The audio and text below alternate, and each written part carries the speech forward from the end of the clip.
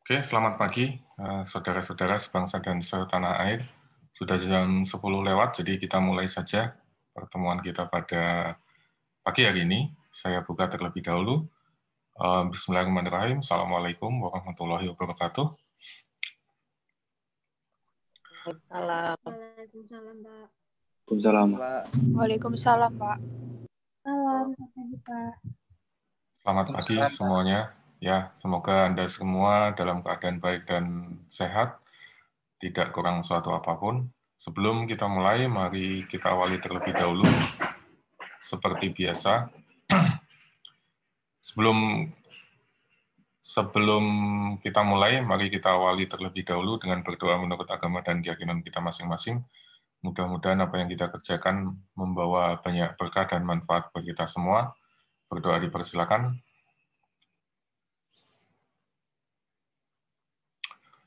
Baik, sesuai dengan jadwal, ini adalah pertemuan kita yang ketiga ya. Mohon maaf, saya belum sempat mencarikan jadwal pengganti.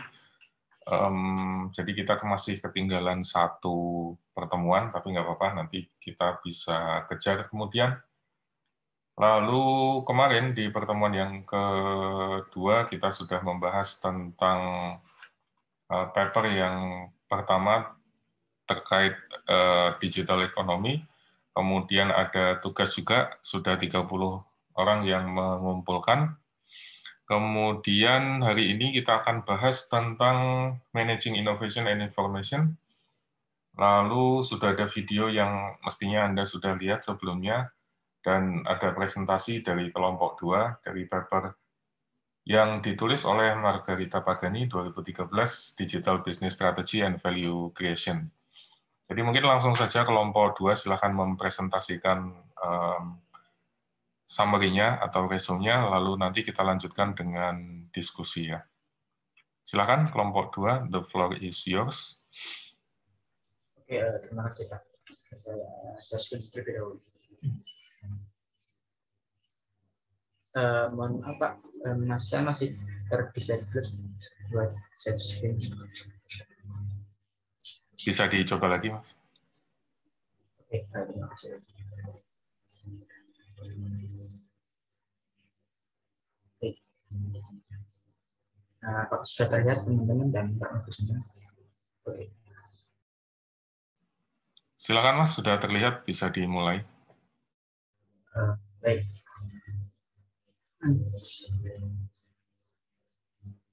Sebelumnya, Assalamualaikum warahmatullahi wabarakatuh. Selamat pagi Pak Novi dan teman-teman semuanya. Sebelumnya kami ucapkan terima kasih atas kesempatannya untuk kami mempresentasikan hasil diskusi kami begitu. Dan di sini kami akan mengulik tentang digital business strategy and value creation, framing the dynamic cycle of control points. Kelompok kami ada Aisyah, kemudian ada Farhan, ada Anarga, kemudian saya sendiri, Pak Ahmad, kemudian ada Alan Rizky, dan Nabila Kairin. Dalam outline ini nanti akan ada 6 bagian dari artikel yang kami kupas begitu. Ada the emergence of digital ecosystem, kemudian yang kedua ada reconfiguring for value creation, yang ketiga ada premise of the study, yang keempat ada field study and context of the broadcasting industry, kemudian yang kelima ada three types of control point constellation, yang dimana mungkin di poin 5 ini yang akan menjadi poin utama yang akan kita bahas. Kemudian yang keenam ada implication and insight for digital business and strategy and research. Oke, untuk yang pertama itu mengenai the emergence of digital ecosystem ya. Next. Nah, untuk saat ini tuh banyak perusahaan berpindah dari hierarchical integrated supply chain sebagai respon adanya perkembangan teknologi. Nah, revolusi digital yang terjadi itu memunculkan kompleksitas dan ekosistem yang dinamis untuk mewadahi growth dan innovation-nya. Mungkin bisa di next. Nah, terus kita harus reconfiguring value creation. Sebelumnya, Bowman dan Ambrosini pada 2002 menjelaskan value creation itu sebagai kontribusi utilitas buah barang dan jasa bagi end users dan membedakannya dengan value capture. Nah, pada paper ini penulis setuju dengan framework dari Norman Ramirez yang nge-breakdown bedanya antara produk dan service. Kemudian itu semua dikombine untuk menjadi sebuah activity based offering agar konsumen itu bisa menarik sendiri value yang mereka dapat. Nah, untuk selanjutnya, penulis merumuskan three-dimensional concurrent network. Yang pertama itu ada value network. Nah, sebenarnya apa sih value network? Itu sekelompok aktor ekonomi yang bekerja sama untuk ngedeliver value kepada end customer, dan setiap aktor itu bertanggung jawab atas keberhasilan network itu. Terus yang kedua, ada aktor itu sendiri. Nah, aktor itu akan dibagi menjadi 5, yaitu consumer service providers, Tier 1, Tier 2 enablers, dan auxiliary enablers. Nah, tugas utama aktor ini untuk rekonfigurasi hubungan dan role masing-masing aktor untuk dapat memobilisasi creation value ke dalam bentuk baru. Kemudian yang ketiga ada architectural modularity. Nah, architectural modularity ini tujuannya untuk ngedefine dengan lebih akurat pada suatu kondisi tertentu yang akan melibatkan supplier atau konsumen dalam structure ataupun unstructured technological dialog mereka. Ini jadi next. Iya, dan kemudian yang selanjutnya adalah premise of this study. Bisa di next. Jadi studi ini berusaha untuk menggambarkan bagaimana inovasi incremental dapat menggeser jaringan nilai dari jaringan statis yang terintegrasi secara vertikal ke jaringan yang lebih longgar digabungkan, dan bagaimana inovasi yang mengganggu pada gilirannya dapat menggesernya ke pasar dua sisi. Nah, studi ini bermaksud untuk memberikan wawasan dalam menentukan titik kontrol yang mempengaruhi pelaksanaan strategi bisnis digital dalam jaringan nilai yang berubah. Bisa di next. Yang selanjutnya adalah proposisi induktif dari analisis empiris jaringan yang diaktifkan secara digital. Di situ terdapat 4 jenis, yaitu yang pertama adalah kinerja yang tidak tersedia. Model struktur BPK yang tertutup dan terintegrasi secara vertikal muncul di tingkat pasar di mana pelanggan tidak terlayani oleh fungsionalitas atau kinerja yang tersedia dari produk di pasar. Yang kedua adalah model bisnis yang dominan. Model bisnis yang dominan adalah struktur BPK yang terpecah secara horizontal. Ketika pasar kurang menuntut fungsionalitas dan inovasi tambahan, muncul yang memperbaiki sesuatu yang sudah ada atau mengkonfigurasikan ulang bentuk atau teknologi yang ada untuk melayani beberapa tujuan lain. Kemudian yang ketiga adalah pengalihan kemampuan mencapai profitabilitas. Nah, ketika model bisnis yang dominan dalam suatu tingkatan pasar bergeser dari integrasi vertikal ke stratifikasi horizontal, kemampuan untuk mencapai profitabilitas di atas rata-rata cenderung dialihkan kepada perusahaan yang membangun infrastruktur atau platform yang menciptakan nilai dengan mengurangi distribusi transaksi dan biaya pencarian yang timbul ketika subsistem yang berbeda berinteraksi satu sama lain. Yang keempat adalah kembalinya struktur BPK. Ketika kesenjangan kinerja muncul di pasar karena gangguan industri lintas batas, pendukung struktur BPK kemungkinan akan berayun kembali ke struktur BPK yang terintegrasi secara vertikal. Next. Yang selanjutnya adalah field study and context of the broadcasting industry. Next. Di sini terdapat metodologi yang dilakukan oleh peneliti, yaitu yang pertama adalah menggunakan pemodelan kotak hitam, kemudian mengikuti proses 3 fase, yaitu 1 percobaan. Di sini isinya adalah hasil empiris yang muncul dari studi kasus, kemudian yang kedua adalah pemilihan struktur model, dan yang ketiga adalah estimasi dan validasi model. Next. Dan ini adalah langkah-langkah yang diambil, yaitu pertama adalah pengembangan pemahaman. Pengembangan pemahaman historis dilakukan selama 10 bulan dengan melakukan wawancara pada 45 pakar industri dari 15 perusahaan terkemuka di Eropa dan Amerika Serikat. Kemudian, dari informasi yang diperoleh digunakan untuk pengembangan pemahaman tentang tantangan ekosistem yang mengatur kemunculan berbagai generasi teknologi. Yang kedua adalah pembahasan informasi. Informasi yang telah terkumpul kemudian dibahas dan dalam pertemuan yang dihadiri oleh semua narasumber. Yang ketiga adalah pembuatan ukuran. Dilakukan dengan menelusuri setiap artikel terbitan New TV Strategies and Broadcast and Production dari tahun 2000 hingga tahun 2008 yang berkaitan dengan tantangan inovasi penyiaran. Kemudian yang keempat adalah pengumpulan data. Untuk menguji argumen, maka dibuatlah kumpulan data yang unik. Data diambil dari situs web, surat kabar, dan firma konsultan industri terkemuka. Informasi yang dicatat untuk setiap perusahaan setiap tahunnya adalah fungsi horizontal tertentu yang dikendalikan dan kemampuan sekunder yang diperoleh dalam fungsi lain di sepanjang rantai nilai. Yang kelima adalah pembuktian validitas. Validitas ini dibuktikan dengan berkonsultasi dengan berbagai sumber, yaitu wawancara dan dokumen. Validitas internal diisi dengan membangun kerangka penelitian rinci sebelumnya. Validitas eksternal terbatas, karena ini adalah studi eksplorasi. Reliabilitas didasarkan pada protokol studi kasus terperinci yang mendokumentasikan prosedur pemilihan, analisis, dan ringkasan database. Kemudian yang terakhir adalah pengontrolan efek. Dilakukan dengan cara menyertakan satu kontrol tingkat industri yang diwakili oleh jumlah perusahaan yang mengontrol kepadatan kompetitif dalam generasi pada tahun tertentu. Next. Selanjutnya ada 3 tipe dari control point constellation, di mana dari tipe 1 akan berkembang ke tipe 2 akan berkembang ke tipe 3. Yang akan saya jelaskan adalah tipe yang pertama, yaitu close vertically integrated model, di mana ini adalah bentuk sederhana dari bentuk close vertically integrated model, di mana perusahaan media bertanggung jawab untuk mengkoordinasikan rantai nilai perusahaannya dan dikontrol secara vertikal, yang ditentukan oleh kebutuhan perusahaan untuk berkembang di sepanjang rantai nilai vertikal. Next.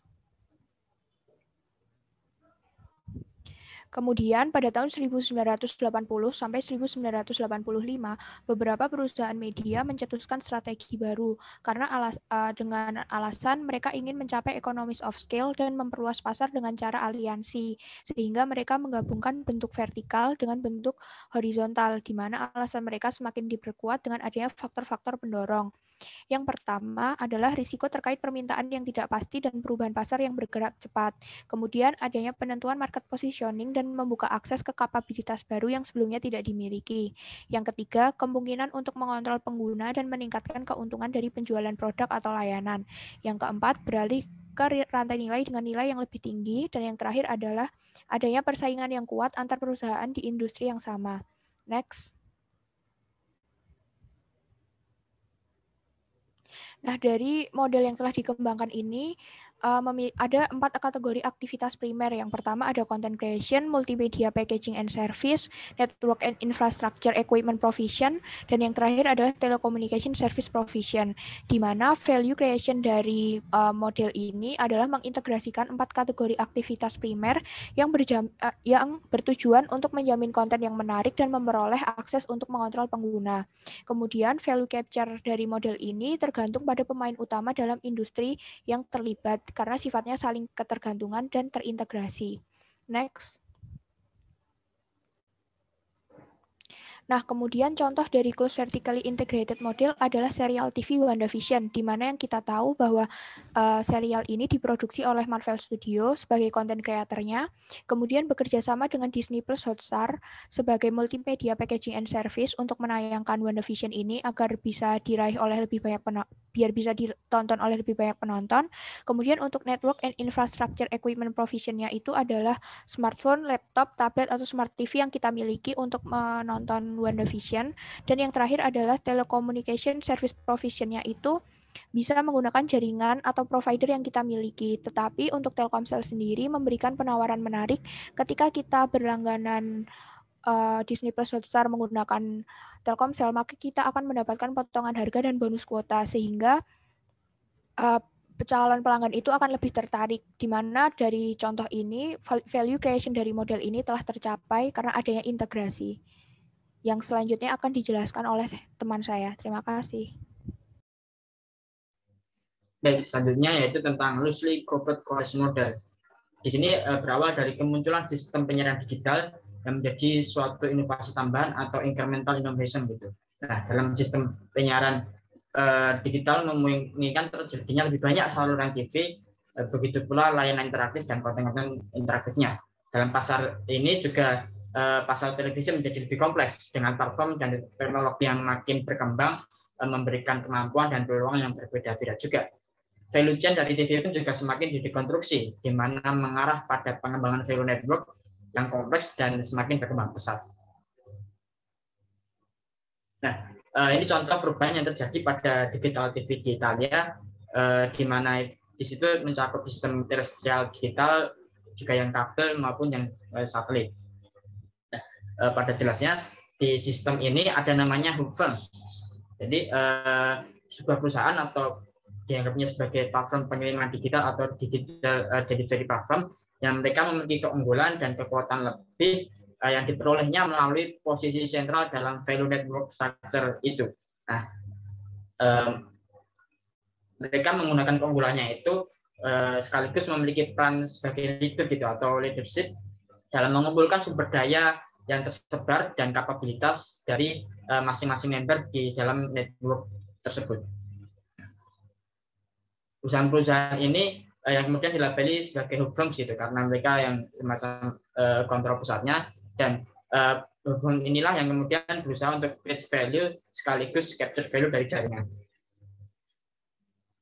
Orkestrasi jaringan yang dihasilkan di sistem ini merupakan rangkaian tindakan yang memang direncanakan atau disengaja oleh hub firm tadi dalam upaya tadi create value dan capture value. Yang kemudian jenis value network ini disebut sebagai loosely coupled coalition karena setiap elemen berpisah-pisah tapi masih saling berketergantungan, tapi masing-masing elemen memiliki identitas dan fungsi atau karakteristiknya masing-masing.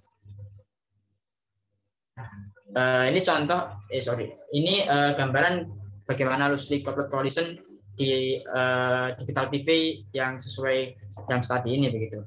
Nah, di sini rantai pasokan atau value chain sekarang terlihat lebih terpecah atau terbuka gitu, di mana penyiar tradisional mungkin yang sebelumnya hanya berfokus pada pengembangan keterampilan utama dalam menyediakan jaringan, sekarang mereka harus mengembangkan untuk membuat koneksi dengan pemain-pemain yang lainnya, seperti mungkin dengan pemain penyedia layanan aplikasi atau dengan penyedia jaringan. Nah, di sisi lain, saluran TV dan platform pengiriman mereka saling bersaing untuk menyediakan konten yang paling menarik atau layanan yang paling interaktif, karena di sistem ini pada tahap awal pemenangnya adalah atau pihak-pihak yang mereka berhasil membuat konten yang menarik dan berhasil menggait para pemirsanya. Oleh karena itu di sistem ini para TV digital ini menawarkan peluang yang menarik bagi para pemain di dalamnya yang memiliki inovasi baru yang mungkin secara tradisi di sistemnya itu masih asing atau masih fresh gitu di dunia penyiaran.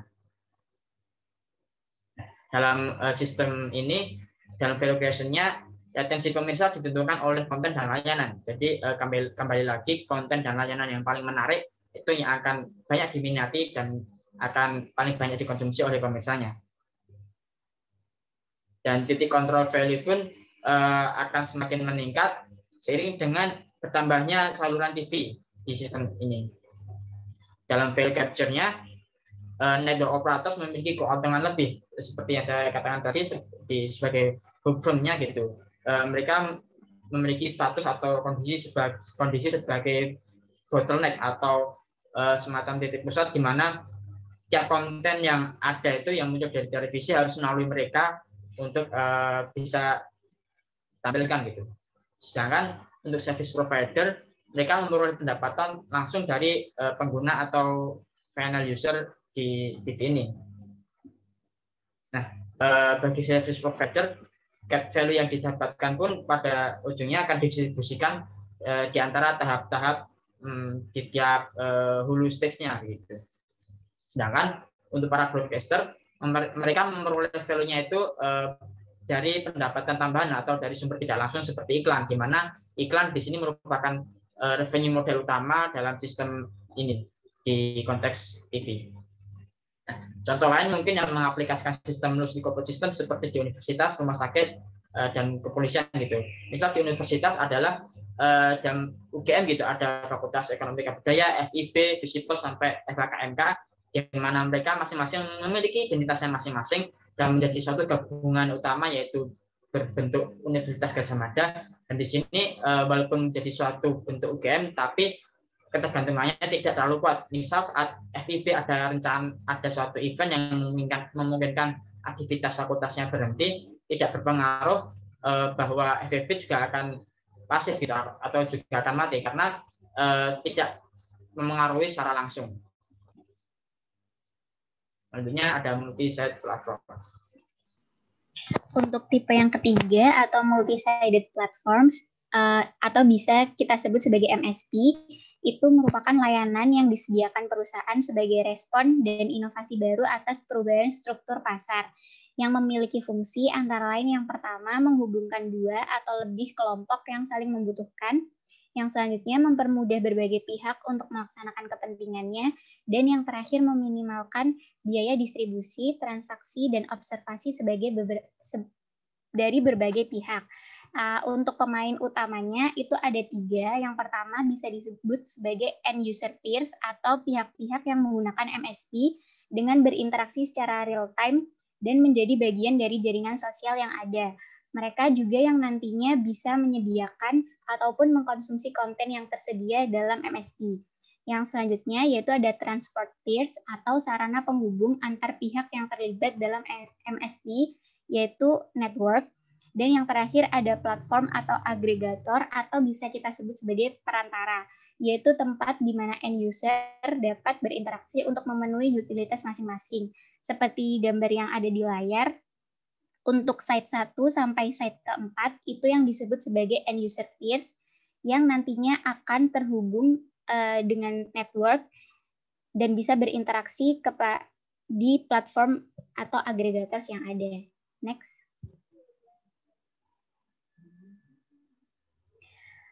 Untuk perusahaan MSP sendiri itu ada berbagai macam bentuknya. Ada yang melibatkan 2 pihak, 3 pihak, dan juga 4 pihak ataupun lebih. Untuk 2 pihak itu mungkin contohnya ada Dana yang menghubungkan kita sebagai konsumen dan juga pihak lain sebagai tujuan kita untuk membayar secara virtual. Lalu juga ada Tokopedia yang melibatkan kita sebagai konsumen dan juga para penjual. Untuk 3 pihak, contohnya ada Google yang melibatkan para penyedia konten, konsumen konten, dan juga pengiklan. Serta ada Sony PlayStation yang melibatkan pengguna, pengembang game, dan juga penyedia middleware. Untuk 4 pihak pada jurnal itu dicontohkan mobile phone atau smartphone, di mana ia mempertemukan penyedia konten, pengembang aplikasi, pembuat atribut pendukung seperti headset, dan juga konsumen. Untuk sistem kontrol perusahaan MSP itu juga terbagi atas 2 bentuk. Yang pertama ada kontrol terpusat, pada jurnal dicontohkan sebagai iTunes dari Apple, di mana Apple mematok harga untuk para pencipta lagu, memperjualbelikan lagunya di iTunes sehingga tidak terlalu banyak variasi harga yang ada di iTunes. Yang kedua yaitu bebas, contohnya eBay, di mana eBay tidak mematok harga atau menstandarisasi harga bagi para penjual yang memperjualbelikan produknya di eBay sehingga harganya lebih bervariasi. Lalu pendapatan yang diterima dari perusahaan MSP sendiri itu ada yang berprofit dan ada yang non-profit. Pada jurnal dicontohkan untuk yang tidak berprofit ada Gnutella, yaitu sebuah protokol di mana semua orang bisa melakukan file sharing tanpa dikenakan biaya. Mungkin yang tidak asing bagi kita ada Litgen, di mana kita bisa mendownload e-book ataupun novel secara gratis. Untuk yang perusahaan yang mencari profit, itu contohnya ada Shopee, Google, dan lain sebagainya. Untuk visualisasinya, mungkin pihak Shopee bisa mendapatkan pendapatan dari penjual karena ia mengenakan biaya admin sekian persen untuk para penjual yang menggunakan Shopee. Contoh dari pihak pembelinya itu mungkin Play Store, di mana Play Store dapat mendapat biaya dari pembeli sebagai pembayaran lisensi produk dari produk yang didownload oleh para konsumen. Next. Lalu perbandingan dari ketiga tipe yang sudah kami jelaskan mungkin bisa disimpulkan seperti yang ada di presentasi, di mana tipe 1 yaitu closed vertically integrated model itu beberapa perusahaan bisa saling bekerja sama dan saling menonjolkan keunggulannya sehingga dapat menciptakan value added yang akan diterima oleh konsumen. Dan untuk tipe kedua yaitu loosely coupled coalition model, yaitu berbagai pihak atau pemain yang terlibat dapat menciptakan value dari aktivitas penggabungan dan juga saling ketergantungannya. Dan tipe terakhir yaitu multi-sided platforms, itu dapat menciptakan value added dari penyatuan dua atau lebih kelompok sehingga dapat mengurangi biaya distribusi, transaksi, dan juga observasi. Next, mungkin bisa dilanjutkan oleh teman saya. Baik, selanjutnya ada implication and insight for digital business strategy and research. Nah, studi ini sebenarnya menganalisis bagaimana mengontrol nilai dalam industri teknologi atau bisnis digital. Studi ini menghasilkan beberapa poin, yaitu mengilustrasikan bagaimana inovasi dapat mengubah jaringan nilai atau value. Selain itu juga mengidentifikasi adanya 3 tipe control point yang sudah dijelaskan tadi. Nah, ada juga beberapa insight yang dapat digunakan atau diaplikasikan oleh perusahaan-perusahaan. Yang pertama yaitu transform organizational intelligence into new relational intelligence. Perusahaan harus dapat mengubah organizational intelligence menjadi new relational intelligence. Nah, setelah tipe-tipe tadi dijelaskan, untuk bisa survive, perusahaan harus dapat mengubah organizational intelligence yang mana merupakan kemampuan-kemampuan perusahaan menjadi new relational intelligence, yaitu bagaimana perusahaan berkomunikasi atau membangun komunikasi dengan stakeholder mereka dengan tetap mempertahankan value. Yang kedua, perusahaan harus dapat menentukan digital business strategy yang tepat, yaitu caranya dengan mengetahui dan memahami tipe dari control point tadi mana yang tepat untuk diaplikasikan. Selain itu juga mengetahui kelebihan dan kelemahan dari ketiga tipe tadi. Next, insight selanjutnya adalah from content gatekeeper to customer gatekeeper. Yang pertama ada value in customer access, yaitu kebanyakan nilai ekonomis itu terdapat pada akhir jaringan. Maka bagaimana caranya perusahaan harus dapat mengetahui cara memaksimalkan value ini. Yang kedua, value in common infrastructure, yaitu perusahaan harus memaksimalkan value ini juga dengan menggabungkan elemen-elemen infrastruktur yang dimiliki serta mengoperasikannya sebagai utility. Yang ketiga yaitu value in modularity. Perusahaan harus dapat menciptakan value ini dengan membuat modul yang dapat dimasukkan atau dicocokkan ke dalam berbagai macam rantai nilai atau value. Caranya adalah dengan memanfaatkan seluruh kemampuan perusahaan atau organizational intelligence tadi. Yang keempat, value in content access.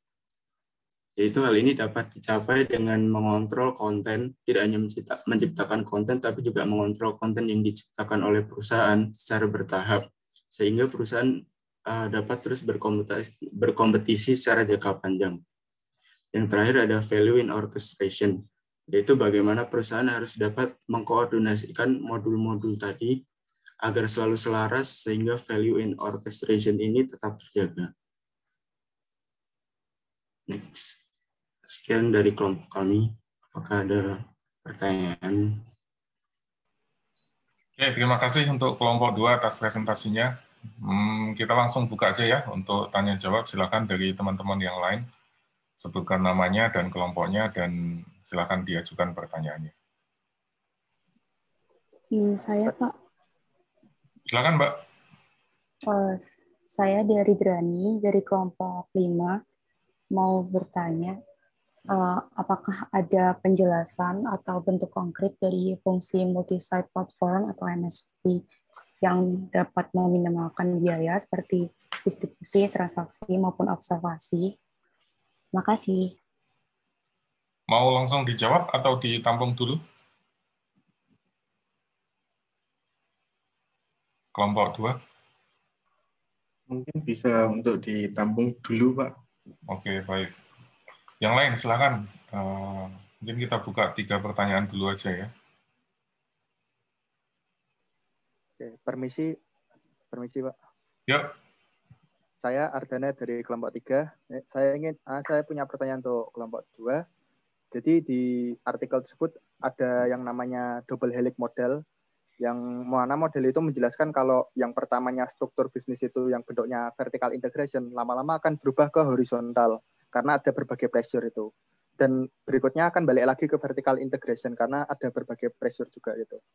Nah, ini yang menurut saya lihat itu sekarang yang mungkin lagi zaman-zamannya Google dan YouTube itu yang bentuk struktur yang tipe 3 itu, yang multi-sided platform yang ada di slide ini. Nah, itu yang mungkin zaman-zamannya era-eranya YouTube dan Google itu. Nah, tapi sekarang tadi juga sudah dijelaskan oleh kelompok 2, ada bentuk struktur yang tipe 1 itu, yang vertical integrated itu. Dan itu contohnya adalah Disney Plus, yang mana itu dirilis di tahun 2019 gitu. Nah, itu kan duluan YouTube, baru Disney Plus, dan itu juga sesuai dengan model yang double helix model tadi. Yang dari tipe 3, lalu lama-lama menuju ke tipe 1 itu. Dari yang YouTube, yang menurut saya itu tipe 3, lalu kemudian menuju ke Disney Plus, atau mungkin Netflix juga sama itu, yang menurut saya juga tipe 1 itu. Nah, itu pendapat saya seperti itu. Bagaimana dengan pendapat kelompok 2 itu? Apakah lama-lama kita akan kembali ke tipe control point constellation yang tipe 1, atau akan terus ke tipe 3, atau nantinya akan bagaimana di masa depan itu? Terima kasih. Oke, yang lain silakan. Satu lagi untuk sesi yang pertama. Pak, saya permisi. Silakan, Mas. Saya Seno Wirayoda dari kelompok 4. Saya mau bertanya terkait MSP. Kan tadi dibilang bahwa MSP itu digunakan di perusahaan-perusahaan seperti kayak Google, Tokped, Shopee, dan kawan-kawannya. Nah, terus apakah MSP ini sebenarnya bisa dimasukkan ke perusahaan-perusahaan baru atau perusahaan-perusahaan kecil? Nah, menurut kelompok ini ada pro kontranya nggak ya untuk perusahaan kecil apabila dimasukin MSP? Itu sih, Pak. Terima kasih. Terima kasih, Mas Seno. Sudah 3 pertanyaan, kita tampung dulu, terus silakan di respon kelompok 2 untuk sesi yang pertama ini. Saya mau menjawab pertanyaan pertama dari Deari mengenai bentuk konkret dari minimalisir biaya transaksi, observasi, dan juga distribusi dari MSP. Mungkin contohnya saat kita menggunakan Shopee, di mana mungkin dalam observasi, misal kita membutuhkan barang webcam gitu. Kita mendapat minimalisir biaya, di mana kita tidak harus datang ke setiap toko untuk menanyakan harga, kualitas, ataupun spesifikasi barang tersebut, karena saat kita menggunakan Shopee, saat kita sudah mengetikkan barang apa yang kita butuhkan, itu sudah akan diberikan banyak pilihan dari banyak penjual yang ada, sehingga itu memudahkan kita untuk membandingkan mana produk yang sesuai dengan kebutuhan kita. Untuk distribusinya, mungkin dari sisi penjual, penjual tidak harus menjajakan berkeliling gitu untuk memperjualbelikan produknya, sehingga dalam penggunaan platform MSP sendiri, penjual tinggal mendaftarkan produknya kepada platform yang ada, lalu platform yang akan menghubungkan kebutuhan setiap konsumen dengan varietas produk yang mereka tawarkan. Untuk biaya transaksi sendiri juga begitu, karena misalnya seperti Dana, karena kita dimudahkan dengan tawaran kemudahan dalam pembayaran secara virtual, sehingga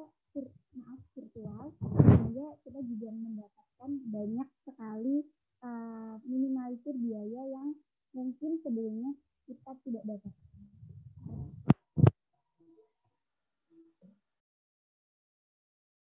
Apakah sudah cukup menjawab, Deary? Sudah, terima kasih. Saya mau menjawab pertanyaan dari Ardana tadi mengenai apakah perusahaan itu bisa kembali ke tipe 1 atau ke tipe 3 atau bagaimana. Nah, menurut kelompok kami adalah tergantung tujuan perusahaan tersebut. Apakah mau menggunakan tipe 1, tipe 2, atau tipe 3 model bisnis yang dikembangkan oleh suatu perusahaan. Bukan berarti setelah kita misalnya udah berkembang sampai tipe 3, bukan berarti tipe 1 langsung ditinggalkan.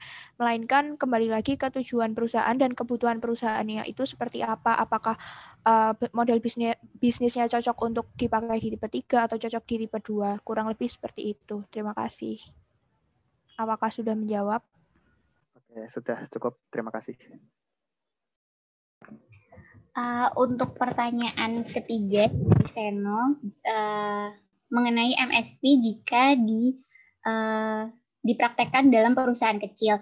Menurut kelompok kami mungkin memang bisa, hanya saja membutuhkan waktu dan juga biaya awalan yang cukup besar, karena pada dasarnya MSP ini kan melibatkan banyak pihak, sehingga pihak-pihak yang nanti dilibatkan itu harus dibangun kepercayaannya. Lalu apakah memang pihak itu nanti jika bergabung dengan kita dapat mendapatkan keuntungan yang maksimal, itu juga diperlukan research yang besar. Karena dari contoh-contoh yang ada itu yang menggunakan MSP itu juga perusahaan yang memang sudah mempunyai track record dan pengalaman yang cukup banyak ataupun panjang, sehingga untuk perusahaan kecil mungkin bisa digunakan, tapi untuk praktik atau kebutuhan yang belum terlalu besar, misal seperti pada bagian operation atau supply chain-nya, itu mungkin bisa melibatkan banyak pihak untuk meminimalisir biaya. Seperti itu. Seno, apakah udah cukup menjawab? Makasih banyak, Ais. Sudah cukup. Terima kasih. Oke, terima kasih. Untuk sesi yang pertama, kita buka lagi. Kalau ada pertanyaan dari teman-teman yang lain. Ini kayaknya belum ada perwakilan ya dari kelompok 1 dan kelompok 6. Silakan. Tapi dari kelompok yang lain, kalau ada pertanyaan juga dipersilakan. Monggo. Dari kelompok 1, kelompok 6, atau kelompok yang lain juga boleh, silakan kalau ada pertanyaan. Kalau belum ada pertanyaan, mungkin kita bisa tutup sampai di sini. Terima kasih untuk kelompok 2 atas presentasinya. Boleh kita kasih aplaus sama-sama untuk kelompok 2.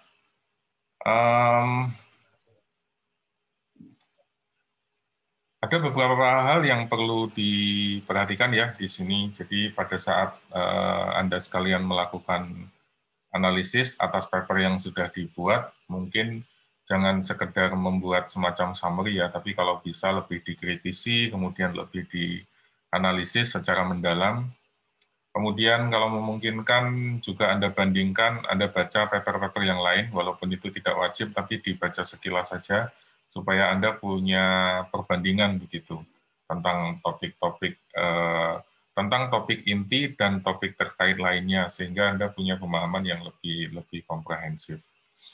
Nah, saya mau cerita sedikit tentang ini yang tentang topik kita pada pagi dan siang hari ini. Jadi sesungguhnya apa yang sedang kita alami itu adalah yang disebut sebagai platform atau multi-sided platform tadi yang sudah digambarkan di slide teman-teman dari kelompok 2.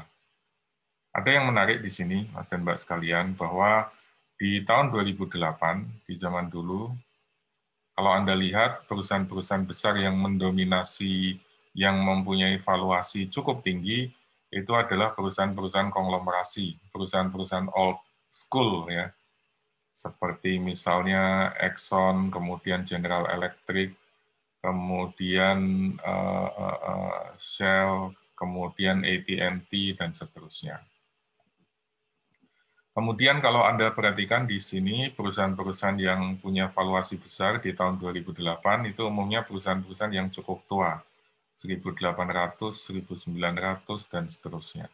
Walaupun nyempil di sini misalnya ada perusahaan seperti Gazprom, kemudian China Mobile, kemudian PetroChina, dan seterusnya.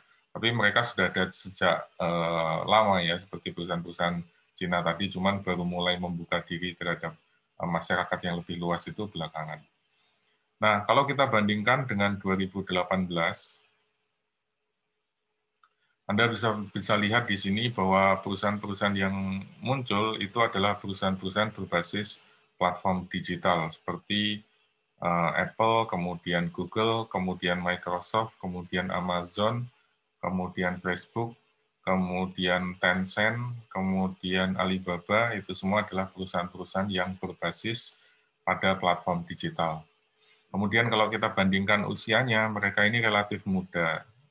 Facebook 2004, Amazon 94, Google 98, Tencent 98, Alibaba 99, dan seterusnya. Jadi terlihat jelas bahwa ada pergeseran, walaupun ini hanya 10 tahun ya selisihnya, tapi ada pergeseran yang cukup signifikan bahwa perusahaan-perusahaan besar sekarang itu didominasi oleh platform digital. Model bisnisnya adalah platform digital. Terus pertanyaannya kemudian apa yang disebut atau apa yang dimaksud sebagai sebuah platform? Platform itu secara sederhana kita bisa bilang sebagai sebuah pasar. Pasar yang menghubungkan antara pembeli dengan penjual. Jadi ada sellernya, kemudian ada buyer-nya. Kemudian mereka bisa saling berinteraksi menggunakan platform yang ada di sini. Ini yang kita kenal dengan nama pasar. Jadi ada orang punya lokasi strategis, kemudian dia sewakan atau dia punya ruko, kemudian dia buka sebagai food court misalnya, terus orang bisa berjualan di situ, dan seterusnya. Ini adalah bentuk sederhana dari sebuah platform. Platform ini sudah ada sejak zaman dulu kala. Bedanya dengan yang kita jumpai saat ini adalah ada kontribusi dari teknologi digital. Nah, kalau dulu platform ini, pasar ini, itu sifatnya sangat lokal. Jadi kalau kita bicara pasar Kolombo, maka orang yang bisa mengunjungi hanya orang-orang yang ada di seputaran Jakal bawah. Gitu. Orang-orang yang ada di Bantul, orang-orang yang ada di Gunung Kidul misalnya, ya agak sulit kalau untuk mengakses ke pasar tersebut. Buat apa gitu kan, jaraknya jauh. Tapi dengan adanya teknologi digital, platform ini menjadi tidak terbatas. Secara teori tidak terbatas karena baik penjualnya maupun pembelinya bisa berada dari manapun. Kalau Anda beli di Tokopedia atau di Bukalapak, kan Anda bisa membeli mendapatkan barang entah itu dari Kalimantan atau dari Sulawesi atau dari Jakarta, walaupun posisi Anda ada di Jogja. Bahkan kalau Anda ada di Mars misalnya, ada di luar angkasa, kalau selama Anda bisa mengakses internet dan seterusnya, ya Anda tetap bisa bergabung dalam platform ini. Nah, dampak yang kedua, selain tadi yang pertama adalah karena keterjangkauannya menjadi tidak terbatas atau unlimited, secara teori dimanapun Anda berada selama Anda terhubung dengan internet, maka platform ini menjadi bisa diakses di manapun. Kemudian dampak yang kedua adalah bahwa kita bisa menambahkan sisi-sisi ini dengan cukup banyak. Makanya tadi di paper itu disebutkan multi-sided. Karena selain buyer dan seller, mungkin kita bisa tambahkan di sini advertiser atau pemasang iklan. Kemudian mungkin kita bisa tambahkan lagi sisi yang lain, Misalnya di sini kita tambahkan komunitas misalnya. Jadi siapapun sebetulnya bisa mengembangkan platform yang cukup banyak, cukup beragam. Jadi yang semula mungkin hanya 2 sisi, sekarang bisa 4 sisi atau lebih. Tergantung bagaimana pemilik platform ini akan mengelola platform yang dia miliki. Nah, semakin besar semakin besar ukuran dari platform itu, maka potensi untuk mendapatkan network effect akan menjadi lebih besar. Nanti kita akan bahas secara lebih spesifik tentang network effect dan network externalities. Cuman di sini saya ingin tekankan sedikit bahwa perkembangan teknologi memungkinkan lahirnya platform digital. Platform digital itu keterjangkauannya tidak terbatas secara teori, unlimited. Kemudian yang kedua, kita bisa membuat platform yang tidak hanya satu sisi, tapi menjadi multi-sided. Anda mau buat 2 sisi, mau buat 3 sisi, mau buat 4, 5, 6, 7, dan seterusnya itu mungkin. Karena dengan adanya multi-sided platform, maka Anda bisa punya kombinasi yang beragam. Misalnya Anda memberikan gratis kepada buyer. Jadi bayarnya dikasih gratis, dikasih promo. Tapi Anda ngecas dari seller. Kemudian karena Anda ingin menumbuhkan komunitas, maka komunitasnya justru Anda subsidi, Anda bayari. Biar komunitasnya tumbuh jadi besar. Sementara nanti dari sisi advertiser, kalau sudah ramai platformnya, Anda menjual space untuk iklan, untuk sponsor, untuk endorsement, dan seterusnya. Jadi perusahaan itu punya beragam kombinasi income, model bisnis, tidak hanya model bisnis, tetapi juga potensi untuk mendapatkan income yang beragam. Entah itu dari sellernya, entah itu mungkin dari komunitas, entah itu dari buyer, dan seterusnya. Jadi ini semacam memungkinkan kita untuk melakukan simulasi mana yang memberikan kita potensi profitabilitas yang paling besar. Itu keunggulan dari sebuah platform digital.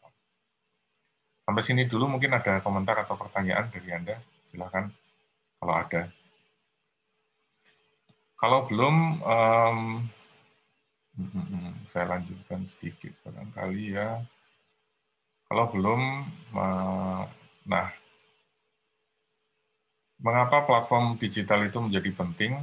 Karena kalau Anda perhatikan di sini, platform digital itu punya kekuatan yang luar biasa besar.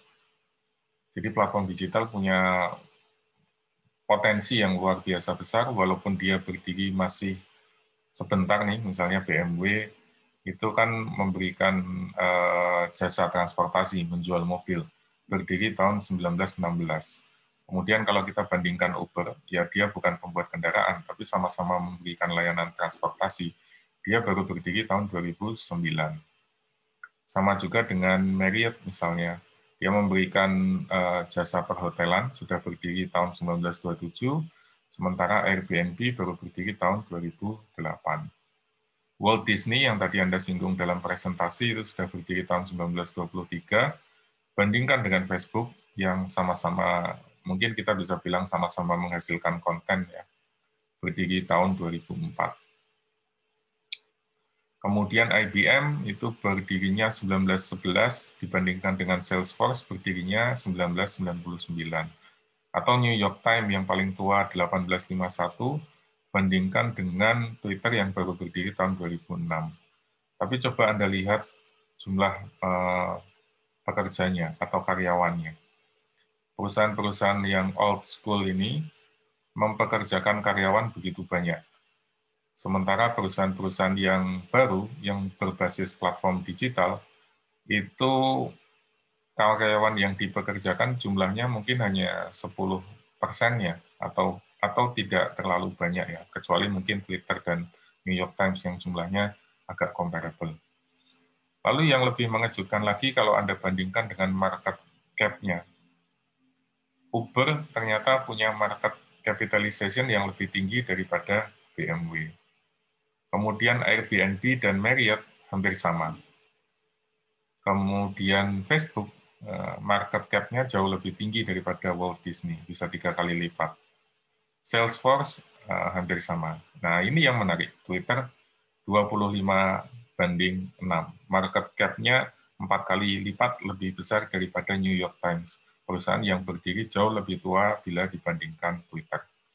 Ini untuk menunjukkan betapa platform digital itu luar biasa besar sekali magnitude-nya atau power-nya, karena dia punya semacam power untuk mengkapitalisasi, kemudian memanfaatkan tadi multi-sided platform untuk menciptakan network effect, sehingga dia bisa bertumbuh dengan sangat signifikan.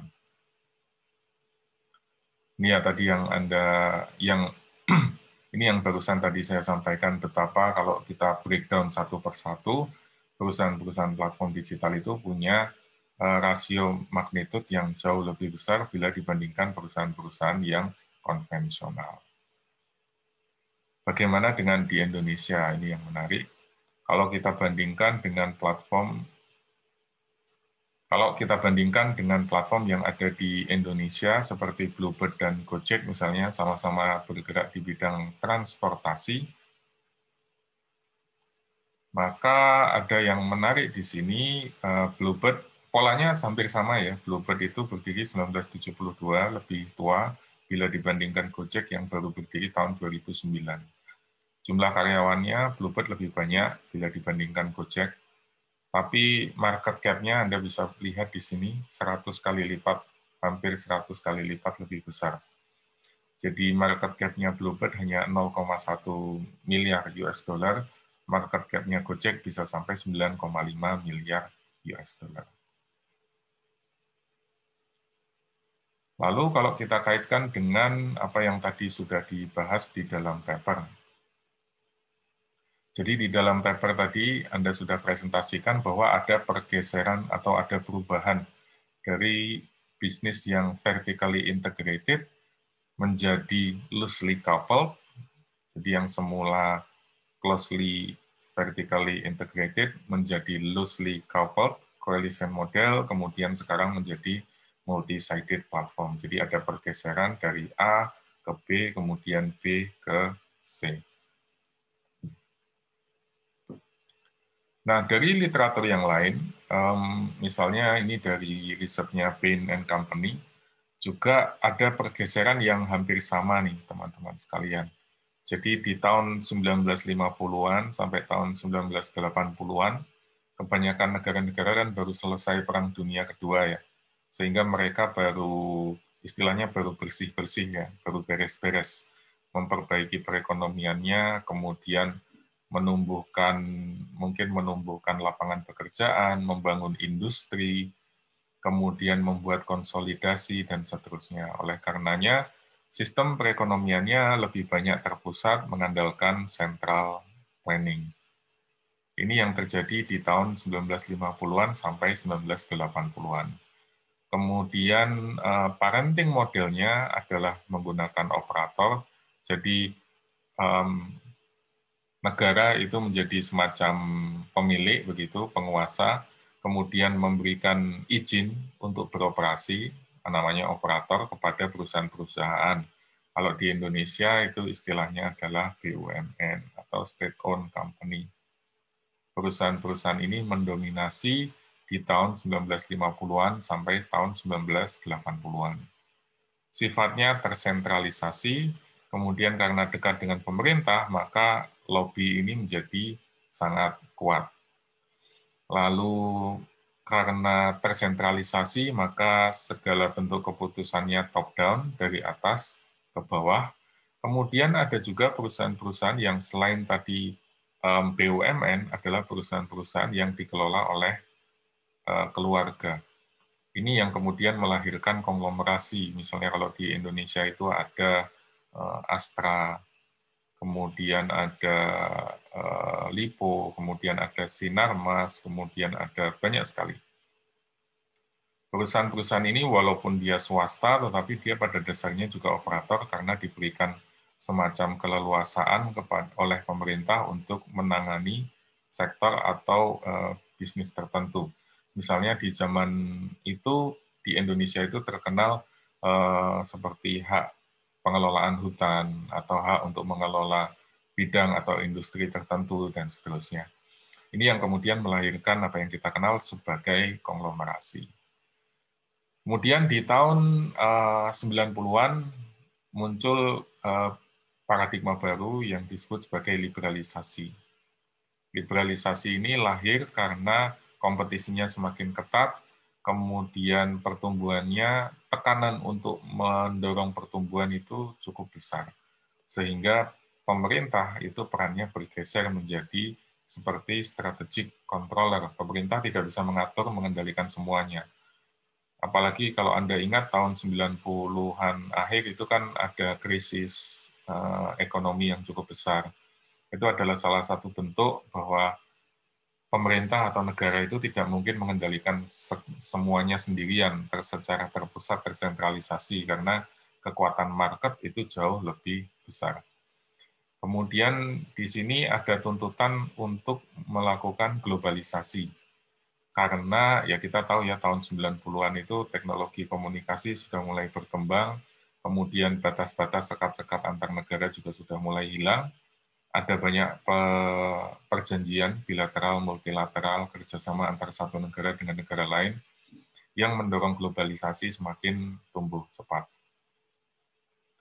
Oleh karena itu, ikatan-ikatannya dilepaskan, dikendorkan supaya perusahaan atau swasta itu bisa lebih leluasa untuk bergerak, supaya mereka bisa bertumbuh lebih cepat untuk memfasilitasi kebutuhan akan adanya growth yang tinggi. Karena di tahun 90-an ini kan pemerintah rata-rata sudah mulai makmur ya, negara-negara itu sudah mulai makmur, jumlah penduduknya meledak, banyak ada kebutuhan untuk konsumsi, dan seterusnya, dan seterusnya. Kemudian di sini banyak terjadi perubahan karena ada tuntutan untuk mencari talenta-talenta baru, kemudian mencari sumber-sumber yang strategis, kemudian permodalan yang juga cukup besar. Maka di tahun ini, kalau Anda ingat, banyak sekali terjadi yang namanya liberalisasi atau privatisasi. Liberalisasi itu berarti sektor industrinya dibuka atau dibebaskan supaya tidak hanya dikuasai oleh swasta, supaya tidak hanya dikuasai oleh pemerintah, tetapi juga swasta boleh ikut bermain di sana, boleh ikut berbisnis di sektor tersebut. Sementara privatisasi itu adalah pemindahan dari yang sebelumnya dimiliki oleh pemerintah atau publik menjadi dimiliki oleh swasta. Pemindahan kepemilikan ini dilakukan dengan cara jual saham misalnya. Jadi seperti dulu Indosat itu divestasi, kemudian dijual sahamnya kepada publik, kepada masyarakat, dan seterusnya. Ini yang terjadi di tahun 90-an. Kemudian kalau kita bandingkan dengan tahun 2010-an, itu terjadi yang disebut sebagai market maturity. Globalisasi sudah luar biasa pesat, market dan institusi sudah berkembang dengan baik, kemudian global talent itu sudah menjadi hal yang lumrah.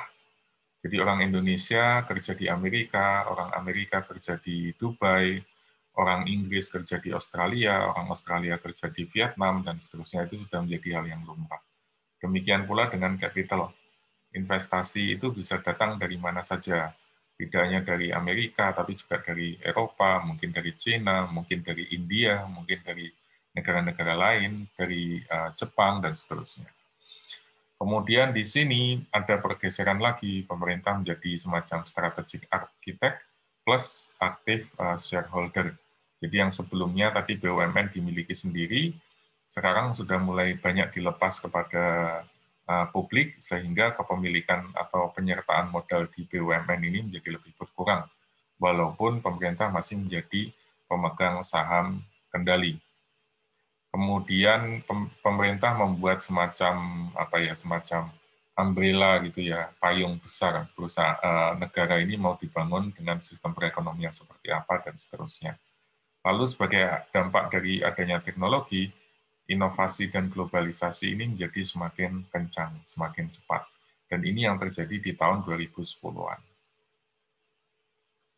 Nah, kalau kita bandingkan, kalau kita sejajarkan dengan apa yang barusan kita bahas, ini kan sebetulnya relevan dengan pembagian atau tipologi 3 bentuk tadi. Yang pertama adalah di central planning itu kita masih close, vertically integrated, didominasi oleh pemerintah atau swasta yang dekat dengan pemerintah.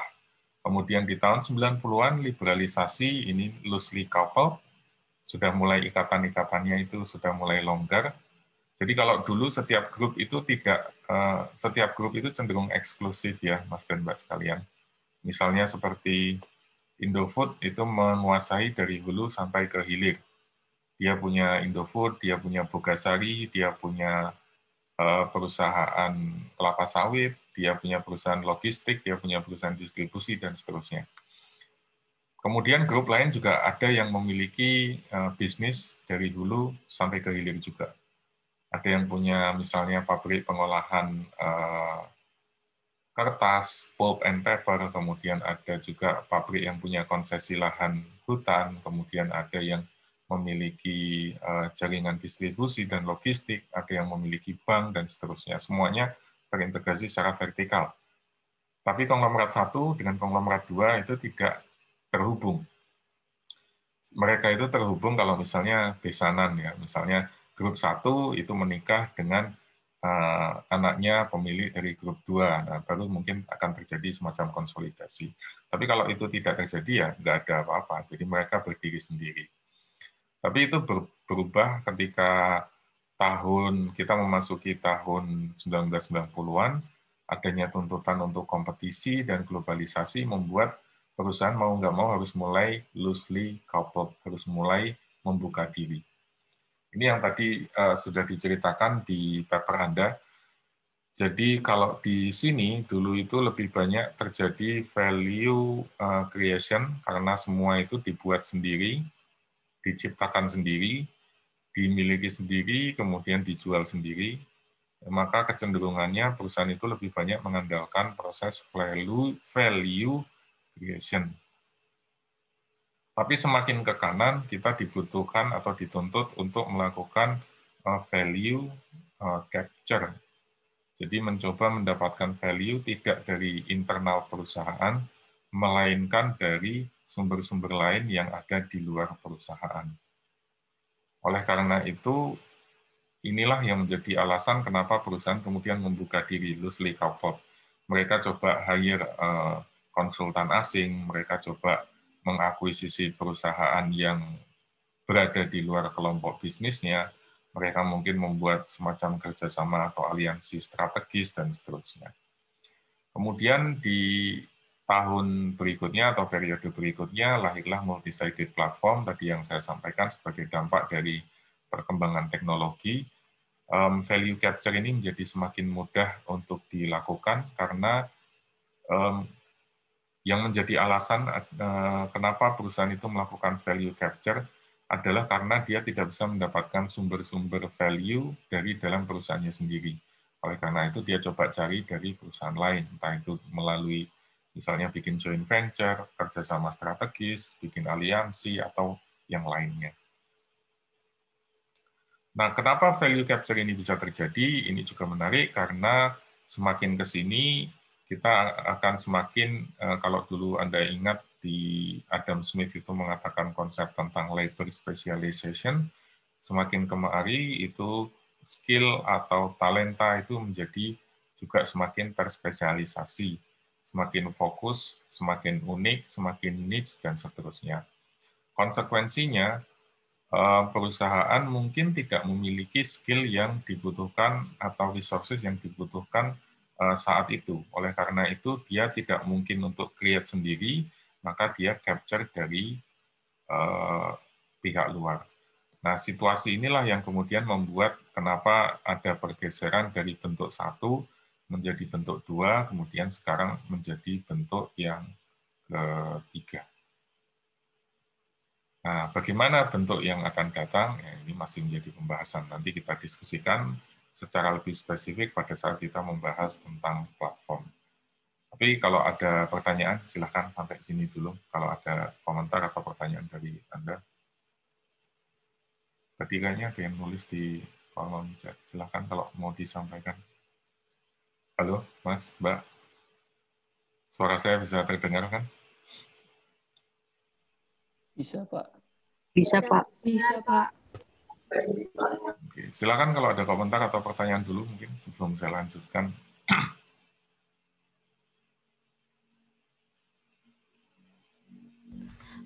Saya mau bertanya, Pak.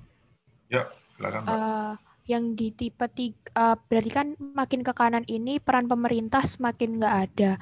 Apa berarti kemungkinannya itu peran pemerintah benar-benar hilang atau pemerintah itu bisa masuk ke multi-sided platform? Kalau misalnya masuk, bentuk pemerintah masuk itu perannya seperti apa? Terima kasih, Pak. Makasih Mbak. Jadi nampaknya ada pergeseran ya Mbak, peran pemerintah. Kalau dulu itu pemerintah itu lebih seperti owner gitu, seperti pemilik, seperti penguasa. Kalau yang terjadi sekarang itu kecenderungannya pemerintah nanti akan lebih menjadi seperti regulator atau pengawas saja. Jadi mungkin mereka tidak memiliki, mereka tidak ikut berbisnis, tapi mereka punya pegang kendali lewat regulasi atau aturan hukum, siapa yang boleh berbisnis, siapa yang tidak boleh, apa aturannya, dan seterusnya. Kecenderungannya nanti negara akan mengarah ke sana, Mbak. Jadi bisnis, ya Anda bisa bayangkan seperti Pertamina, itu kan dulu eksklusif ya, tapi sekarang sudah ada Shell, kemudian ada Petronas, walaupun keluar lagi kayaknya. Kemudian ada sektor migas sudah mulai diliberalisasi. Kemudian telekomunikasi, dulu kan hanya ada Telkom ya, dan Indosat, kemudian sekarang kita sudah kenal ada Excel, ada bahkan Indosat dengan Ooredoo, kemudian Excel dengan Axiata, kemudian ada Tri, dan lain sebagainya. Jadi pemerintah yang dulu eksklusif menjadi pemilik, menjadi penguasa, itu sekarang kecenderungannya menjadi lebih sebatas regulator. Siapa yang boleh, siapa yang diberi izin, siapa yang tidak boleh, dan seterusnya. Kecenderungannya nanti akan ke sana. Nah, pertanyaannya bagaimana perusahaan akan meregulasi perusahaan? Pertanyaannya adalah bagaimana negara akan meregulasi perusahaan-perusahaan besar seperti Facebook misalnya. Ini yang masih menjadi tanda tanya, karena boleh diakui Facebook itu kekuatannya cukup besar. Misalnya Facebook itu marah dengan Indonesia gitu, terjadi ketidaksepahaman, kemudian layanan WA-nya diboikot gitu. Untuk kita tidak bisa menggunakan WA selama 1 hari misalnya. Itu yang protes bukan pemerintahnya, melainkan masyarakatnya. Jadi seperti mengadu antara negara dengan perusahaan yang big tech ini tadi. Karena kekuatan dari perusahaan-perusahaan platform besar seperti Facebook atau Google misalnya itu sudah sedemikian besar, sehingga pemerintah itu menjadi powerless bila dibandingkan zaman dulu. Ini mungkin konsekuensi yang perlu kita pikirkan lebih lanjut. Gitu, Mbak Nabila. Baik, Pak Novi, terima kasih banyak. Kemudian satu lagi mungkin yang tadi juga sudah disampaikan di presentasi kelompok 2 itu adalah kalau dulu kita mengandalkan semacam organizational intelligence, jadi organisasi itu harus dirinya sendiri harus cerdas, harus pintar, harus mampu untuk membuat atau menciptakan nilai begitu. Kemudian yang terjadi sekarang itu tidak lagi organizational intelligence, melainkan lebih kepada relational intelligence. Jadi bukan tentang apa yang Anda miliki, Anda punya resources apa saja dan seterusnya, tetapi lebih kepada Anda bisa berhubungan dengan siapa saja, Anda kenal dengan siapa saja, Anda bisa bikin kerjasama dengan perusahaan mana. Kalau misalnya Anda nggak punya siapa-siapa ya, Anda nggak punya modal, Anda bukan anak pengusaha besar atau punya kekayaan yang berlimpah ruah dan seterusnya. Tapi Anda kenal dengan Bill Gates, kemudian Anda kenal dengan misalnya Jeff Bezos, atau Anda kenal dengan Mark Zuckerberg. Itu jauh lebih besar bila dibandingkan kalau Anda punya miliaran rupiah misalnya, atau bahkan triliunan rupiah. Karena dengan Anda bisa hubungan langsung, kalau Anda telepon Bill Gates, beliau langsung angkat misalnya. Itu powernya jauh lebih besar daripada kalau Anda punya 1 triliun di akun bank Anda. Nah, pergeseran ini yang sekarang mungkin perlu kita sama-sama pelajari ya, Mas dan Mbak sekalian, bahwa ada kebutuhan yang berbeda. Zaman dulu dengan zaman sekarang itu situasinya berbeda. Sebagai dampak dari perubahan teknologi, kemudian dampak dari perekonomian digital, dan seterusnya, itu membuat apa yang dulu ada, apa yang dulu relevan, mungkin sekarang menjadi tidak lagi relevan. Gitu, Mas dan Mbak sekalian. Makanya penting untuk melihat, kalau kata Peter Drucker itu kan yang berbahaya itu bukan krisis, melainkan bagaimana kita menghadapi krisis, tetapi dengan menggunakan paradigma yang lama. Krisisnya terjadi sekarang, tetapi cara kita menghadapinya itu masih menggunakan pemikiran yang di masa lalu. Itu yang tidak boleh terjadi. Nah, di paper ini, atau di sesi ini, sebetulnya yang ingin saya sampaikan adalah kurang lebih di gambar ini ya. Jadi, ada perubahan, ada transisi sebagai akibat dari perkembangan teknologi, itu mengubah tidak hanya market, tidak hanya industri, tidak hanya, bahkan sampai ke pemerintah, bahkan sampai ke masyarakat, struktur sosial, dan lain sebagainya. Karena adanya platform digital ini menghasilkan bisnis model yang baru, yang mengubah cara kita berbisnis, cara kita bekerja, sampai cara kita berkomunikasi, cara kita menjalani hidup sehari-hari, itu kan semua menjadi berubah. Dan ini konsekuensinya cukup besar. Gitu, Mas, Mbak sekalian. Nah, di slide awal tadi, Mas dan Mbak sekalian, di slide ini kan kita bicara tentang negara Amerika ya, terutama karena perusahaan-perusahaan ini, yang besar-besar ini adalah perusahaan-perusahaan yang terdaftar di Bursa Efeknya Amerika dan cukup banyak didominasi oleh perusahaan-perusahaan yang ada di sana, kecuali yang asing mungkin Tencent dan Alibaba. Tapi selebihnya perusahaan-perusahaan yang berbasis di Amerika. Nah, yang ingin saya sampaikan di sini adalah bahwa kecenderungan itu tidak hanya terjadi secara global, tetapi juga akan terjadi di Indonesia ya. Walaupun saat ini mungkin di Indonesia atau di Asia secara lebih spesifik itu masih didominasi oleh kelompok-kelompok besar. Misalnya kalau di Indonesia itu grupnya Hartono yang punya Jarum, kemudian BCA, dan bisnis-bisnis lainnya itu masih menguasai. Kemudian di Thailand ada Charoen Pokpan ini yang juga mendominasi. Kemudian di Taiwan ya, Sung Han Kai ini juga dominan. Di Korea ada Samsung, kemudian di India ada grupnya Ambani, kemudian ada Mistry, Yodvidya, dan seterusnya.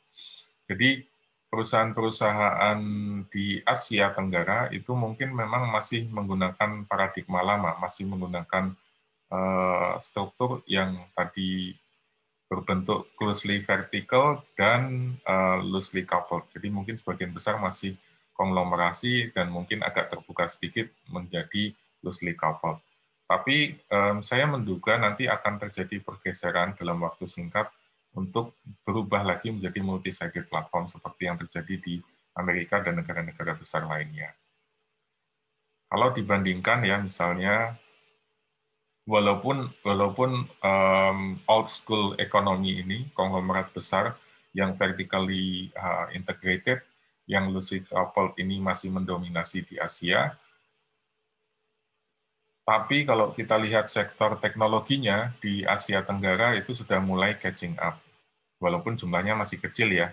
Misalnya ini valuasinya di Indonesia itu valuasinya kalau dikombinasikan masih sekitar 35 miliar US dollar. Ini hampir sama atau hanya sedikit di atas kekayaannya grup Jarum. Tapi karena percepatannya luar biasa, pertumbuhannya luar biasa, maka bukan tidak mungkin dalam waktu singkat nanti perusahaan-perusahaan di Indonesia itu akan bergeser menjadi berbasis platform digital. Buktinya sudah banyak kalau Anda lihat perusahaan-perusahaan yang ya nggak usah jauh-jauh deh yang selama ini Anda gunakan ya, misalnya Tokopedia itu platform digital, Gojek itu platform digital, Traveloka, Bukalapak, OVO itu semua platform digital. Ruang Guru, Modalku itu semua platform digital, Investri platform digital, Halo Dokter platform digital, kemudian Halodoc juga demikian, Coinworks juga demikian, Travelio juga begitu, TaniHub, Uang Teman, Akseleran, dan masih banyak lagi itu adalah perusahaan-perusahaan yang berbasis platform digital. Mayoritas perusahaan-perusahaan ini itu dibentuk atau dikelola dengan format platform digital yang membuat mereka bisa tumbuh dengan sangat cepat dalam waktu yang cukup singkat. Ini juga yang mungkin perlu disadari ya, Mas dan Mbak sekalian. Kalau nanti Anda akan membuat bisnis, itu mungkin ada baiknya memikirkan bentuk bisnis yang berbasis platform digital yang memungkinkan Anda untuk bisa tumbuh cepat dalam waktu yang relatif singkat. Ada yang mau ditanyakan dulu mungkin sampai sini, Mas dan Mbak sekalian? Pak, saya izin bertanya tentang MSP. Ya, Mbak. MSP itu sendiri kan melibatkan berbagai pihak gitu ya, Pak. Dengan mungkin kepentingan mereka juga goals-nya berbeda-beda. Nah, apakah dengan seperti itu akan tercipta peluang persaingan di dalam perusahaan itu sendiri, Pak? Dan mungkin kalau misalnya memang terjadi, apakah dibutuhkan suatu regulasi sendiri gitu untuk mengatur supaya berbagai pihak yang terlibat ini tetap masih jalan sama-sama gitu, Pak? Makasih, Pak. Ya, makasih Mbak. Jadi apakah akan ada persaingan? Ya pasti akan ada persaingan dong. Tapi persaingannya bukan antar perusahaan, melainkan antar ekosistem. Jadi misalnya di ekosistem yang satu itu ada, misalnya ada Gojek ya, kemudian dia punya pembayarannya dengan menggunakan GoPay. Nanti dia akan berkompetisi dengan ekosistemnya yang dimiliki oleh misalnya Grab, yang juga bekerja sama dengan untuk pembayarannya misalnya OVO gitu. Jadi yang bertarung itu lebih di level ekosistem antara Grab dengan OVO bertarung dengan Gojek dan GoPay. Jadi mungkin tidak langsung head-to-head antara satu perusahaan dengan perusahaan yang lain. Kemudian sampai kapan ini akan terjadi?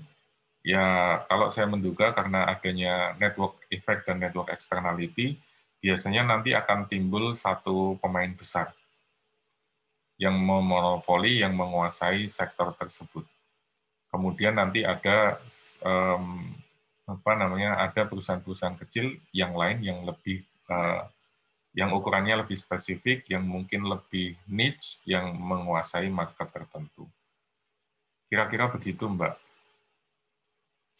Jadi level persaingannya itu mungkin tidak head-to-head antar satu perusahaan dengan perusahaan yang lain, melainkan antar satu ekosistem dengan ekosistem yang lain.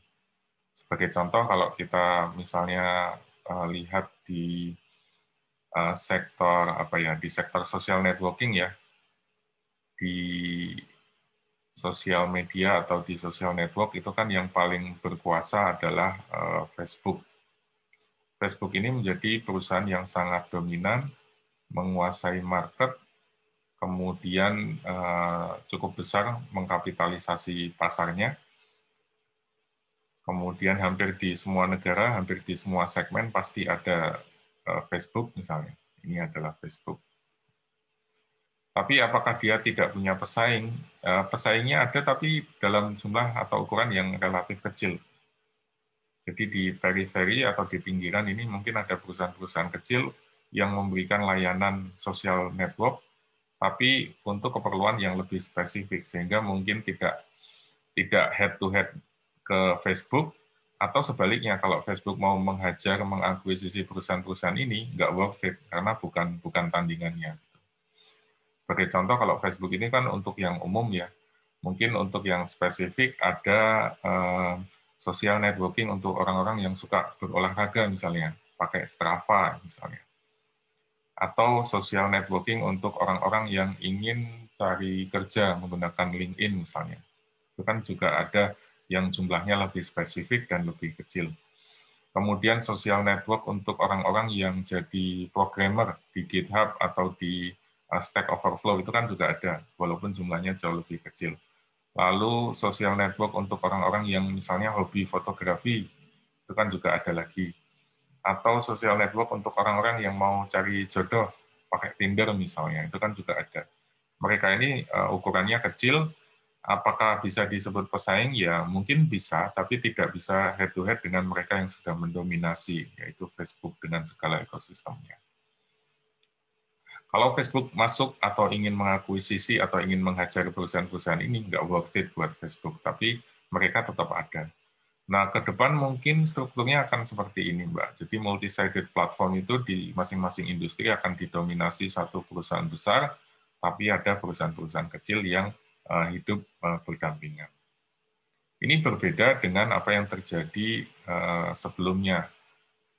Kalau sebelumnya, misalnya Anda bandingkan dengan warung Padang gitu ya, restoran warung Padang gitu di Jalan Kaliurang ada satu cukup besar misalnya. Atau ada, jangan satu deh, ada 5 begitu. Warung makan Padang yang hidup berdampingan, masing-masing punya segmennya, punya marketnya sendiri-sendiri. Terus kemudian di Jalan Magelang misalnya ada 3, yang juga hidup berdampingan, punya marketnya masing-masing, punya segmennya masing-masing. Kemudian di tempat lain, misalnya di dekat kampus, Klebengan itu mungkin ada 2 warung Padang. Di daerah Demangan mungkin ada beberapa lagi. Kemudian di di agak selatan misalnya ke daerah-daerah yang dekat dengan kota misalnya juga banyak sekali warung Padang. Nah, kalau dikumpulkan restoran Padang ini mereka punya ukuran atau besaran yang relatif seimbang, relatif stabil. Dan masing-masing sama-sama mengisi marketnya dengan segmen tersendiri, kemudian produk tersendiri, dan seterusnya. Mereka bisa hidup sama-sama, mereka bisa hidup berdampingan walaupun bersaing satu dengan yang lain. Kekuatannya itu relatif seimbang. Tapi kalau di multi-sided platform, kekuatannya tidak seimbang. Karena ada satu big fish-nya, ikan besarnya, yang mendominasi dan memonopoli, lalu ada sebagian ikan-ikan kecil yang hidup di pinggiran. Tapi kalau dulu itu ukurannya relatif cukup seimbang, cukup seukuran ya. Jadi mereka sama-sama mereka punya marketnya masing-masing, mereka punya segmennya masing-masing. Kira-kira begitu, Mbak. Ada lagi mungkin yang lain? Kalau ada pertanyaan silakan disampaikan. Saya ingin bertanya, Pak. Silakan, Mas. Kan hari ini tadi kita kurang lebih bahas lebih banyak ke multi-sided ya, Pak ya.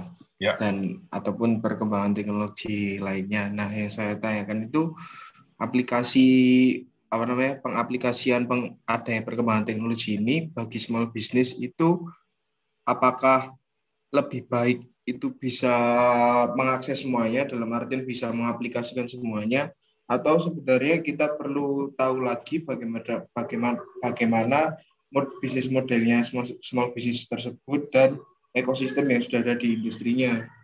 Terus saya juga mau tanya, Pak, dengan adanya digital teknologi yang sangat berkembang itu nanti akan membentuk industri baru atau cuman kayak ini membantu proses proses produksinya, jadi lebih ada ini terus nanti dibantu teknologi dengan ada yang multi-sided platform gitu. Oke, Mas siapa ya tadi? Maaf. Anarga, Pak. Anarga, baik.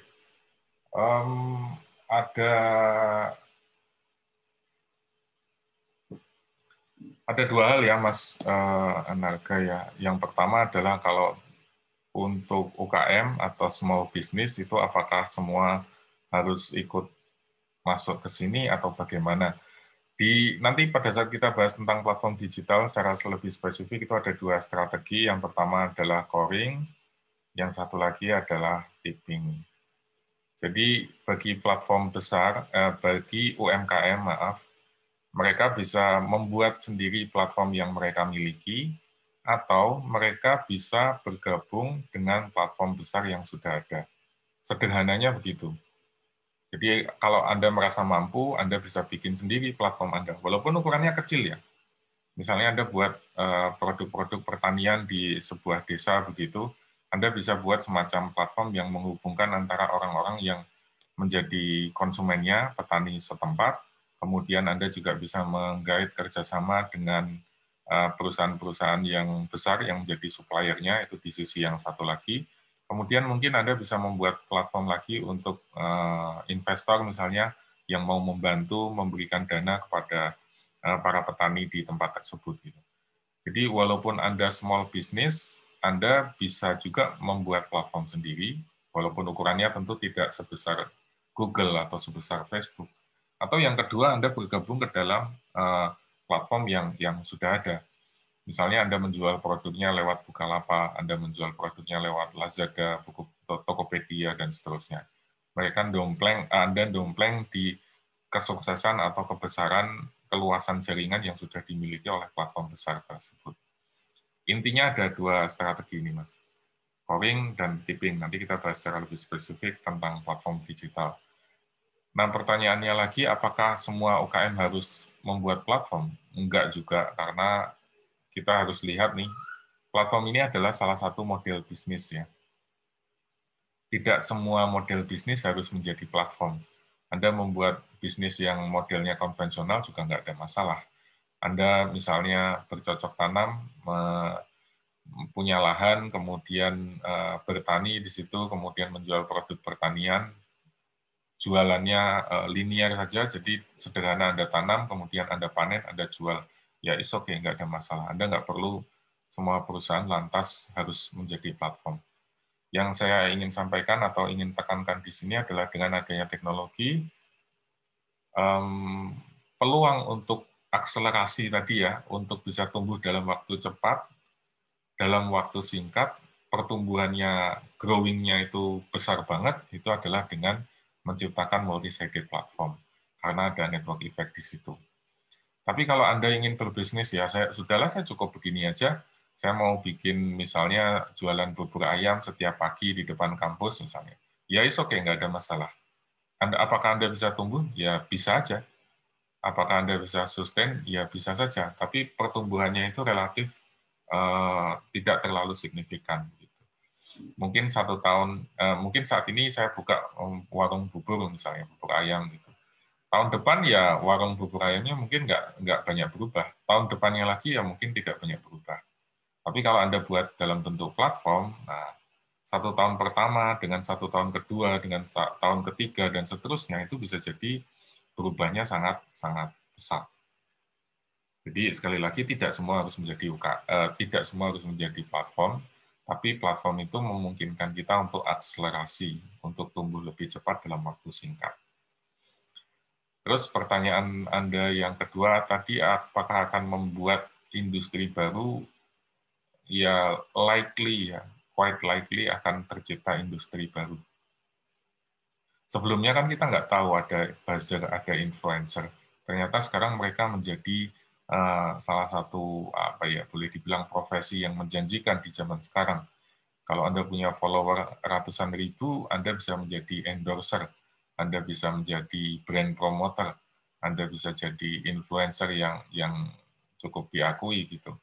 Dan itu kan belum pernah ada sebelumnya. Jadi sangat dimungkinkan pergeseran model bisnis ini akan membantu menciptakan atau mengubah industri yang sudah ada, atau bahkan menghasilkan industri baru yang belum pernah ada sebelumnya. Jadi tidak sekedar, kalau paradigma lama kan kita menggunakan teknologi informasi atau sistem informasi itu untuk meningkatkan efisiensi operasional bisnis dan seterusnya. Tapi sekarang itu sudah lebih ya, jadi peran IT, peran IS itu jauh lebih strategis, mampu membuat kita menciptakan nilai baru, membuat pergeseran-pergeseran, yang inovatif sampai menciptakan tadi industri atau mengubah industri yang sudah ada.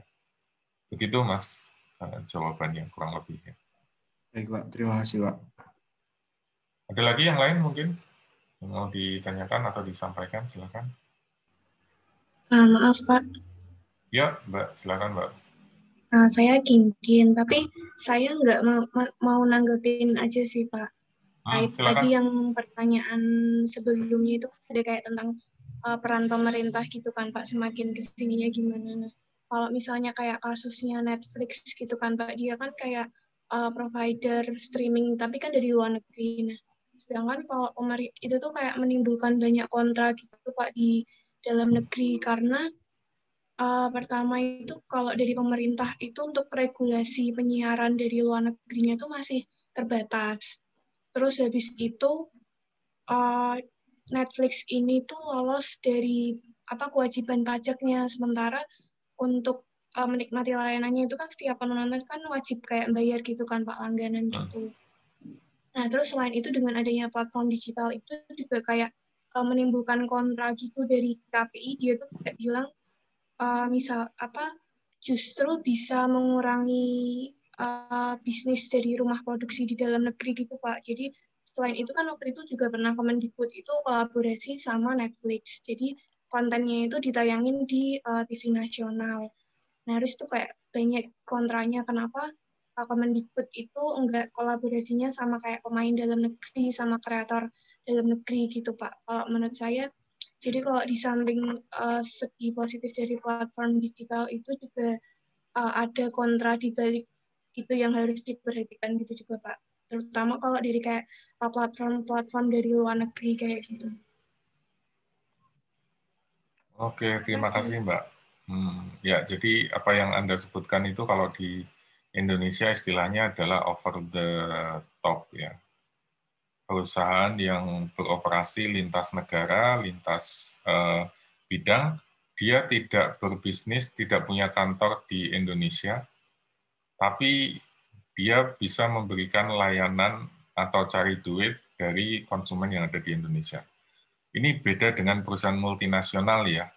Perusahaan multinasional itu misalnya ada IBM. IBM kan perusahaan Amerika, perusahaan multinasional, dia punya kantor di Amerika, dia juga punya kantor di Indonesia. Atau misalnya seperti Shell misalnya, atau Unilever misalnya. Mereka adalah perusahaan-perusahaan global yang punya kantor, punya pabrik, punya staff, punya gudang di Indonesia. Tapi dengan perusahaan-perusahaan digital tadi, platform digital tadi, mereka itu beroperasi over the top, di atas awan gitu ya, seolah-olah. Karena mereka nggak punya kantor di Indonesia, Facebook itu tidak punya, Amazon itu tidak punya kantor di Indonesia. Facebook ada, tetapi hanya representatif. Google juga ada, tapi hanya representatif.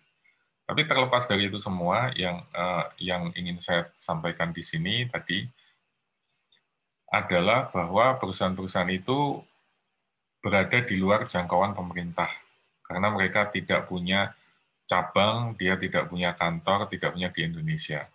Tidak punya tempat di Indonesia. Padahal regulasi yang ada di Indonesia itu kan relatif silo ya, ada batasnya. Jadi kalau Anda perusahaan asing, maka Anda harus masuk lewat BKPM, Badan Koordinasi Penanaman Modal. Itu ada aturannya sendiri.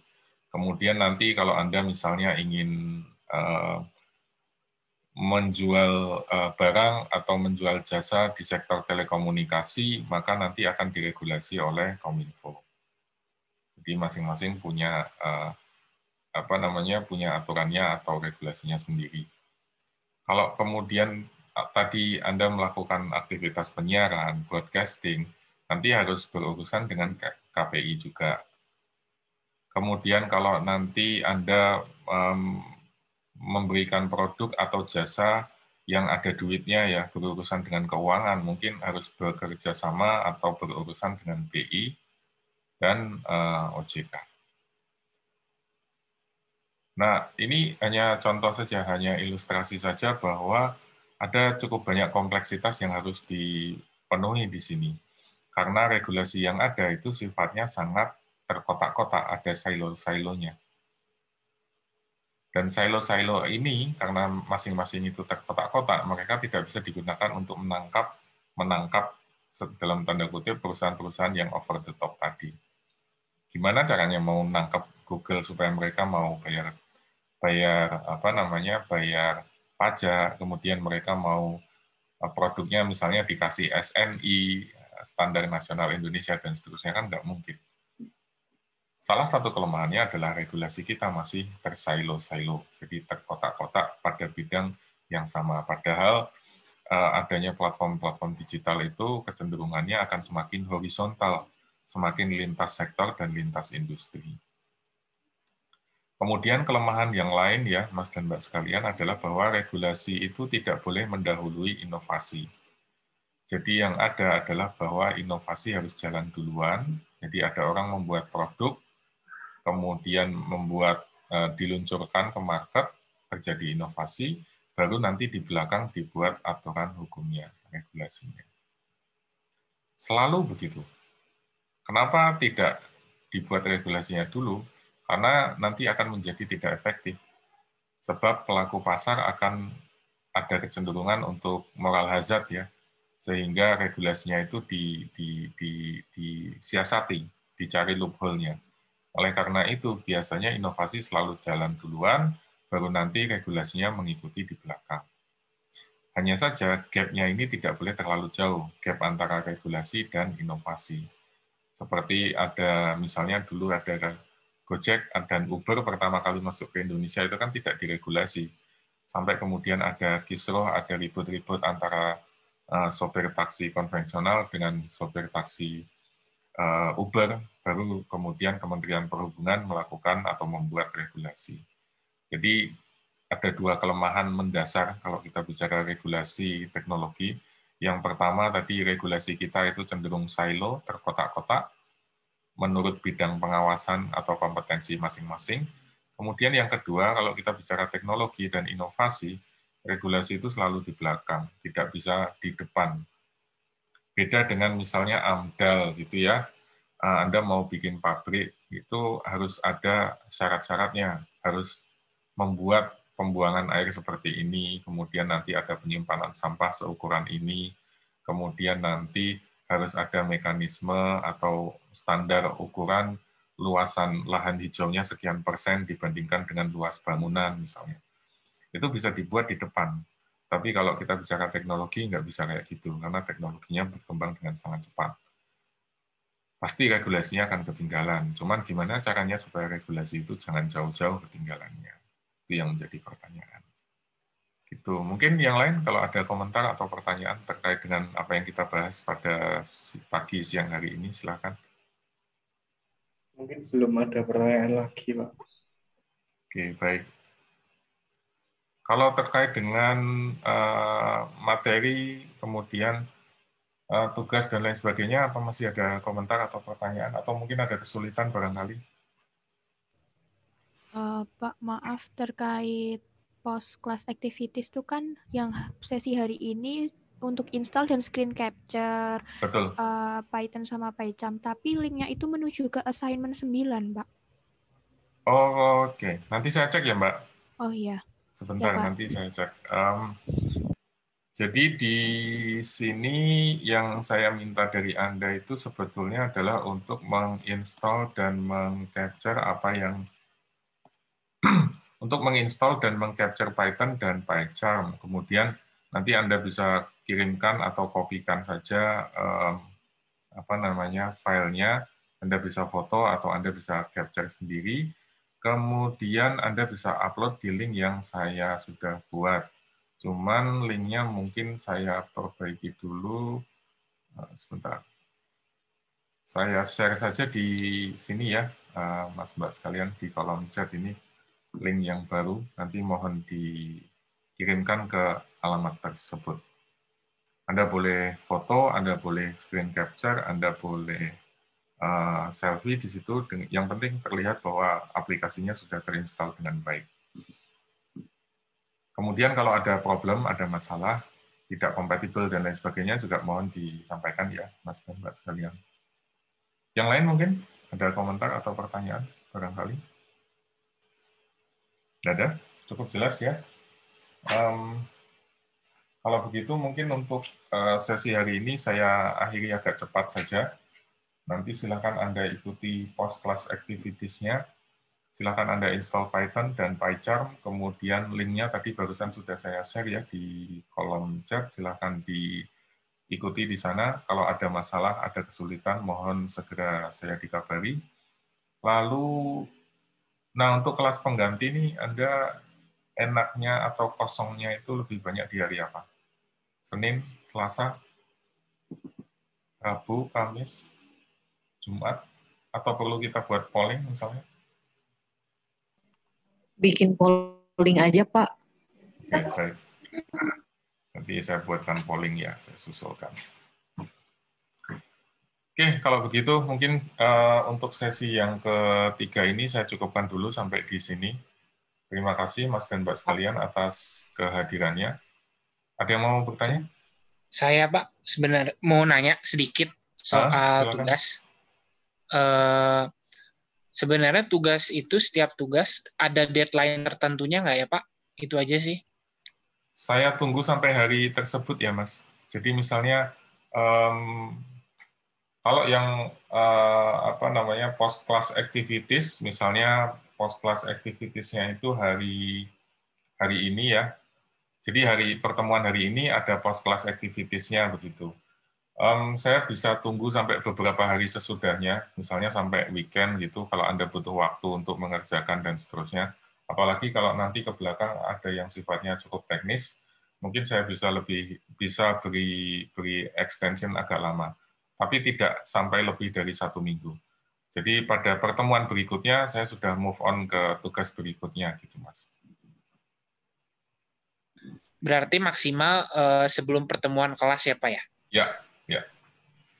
Oke, terima kasih Bapak. Oke, ada lagi yang lain? Iya Pak, saya mau tanya, waktu kemarin itu download di webnya yang kalau nggak salah yang Python-nya itu untuk Windows 3.9, nggak apa-apa Pak? Disesuaikan dengan komputer Anda, Mbak. Kalau Anda pakai Windows, ya ambil versi yang paling baru. Kemudian kalau Anda pakai Mac, ya ambil versi yang paling baru yang untuk Mac. Jadi disesuaikan saja dengan komputernya. Beda versi nggak ada masalah. Terima kasih, Pak. Masih ada lagi? Tidak ada? Oke, kalau nggak ada mungkin saya cukupkan dulu ya, Mas dan Mbak sekalian, sampai sesi ini. Terima kasih banyak atas kehadirannya, Mas dan Mbak sekalian. Sehat-sehat selalu. Setelah ini mohon disiapkan post-class activities-nya, lalu kita insya Allah ketemu lagi pekan depan untuk sesi yang keempat. Sehat-sehat semuanya, saya akhiri. Billahi taufiq wal hidayah. Assalamualaikum warahmatullahi wabarakatuh. Waalaikumsalam. Makasih, Pak. Terima kasih semuanya. Terima kasih, Pak.